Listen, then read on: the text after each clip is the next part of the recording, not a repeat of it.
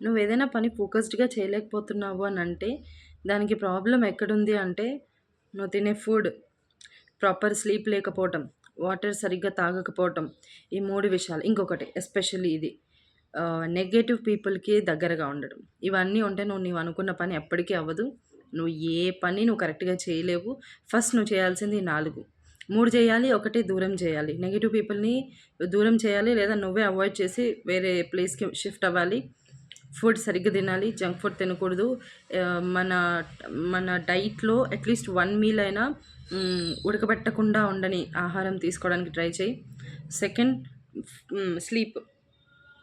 Night, పొద్దున ఈ 2 night పడుకునేది, పొద్దున లేసేది కరెక్ట్‌గా ఉండాలి. అంటే ఒకటే టైం మెయింటైన్ చేయాలి అని చెప్తున్నాను. వాటర్ 2-3 లీటర్స్ నుంచి అలవాటు చేసుకో.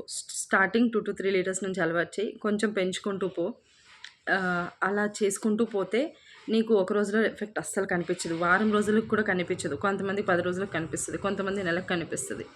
కానీ కన్సిస్టెన్సీ మెయింటైన్ చేయాలి. కనిపించట్లేదు కదా అని చెప్పి నువ్వు వెళ్ళిపోవడానికి వీల్లేదు. కన్సిస్టెన్సీ మెయింటైన్ చేయాలి.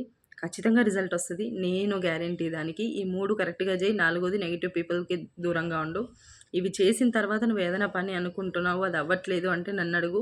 నీకేమైనా డౌట్స్ ఉంటే కింద కామెంట్ బాక్స్‌లో కామెంట్ చెయి. నేను రిప్లై ఇస్తాను.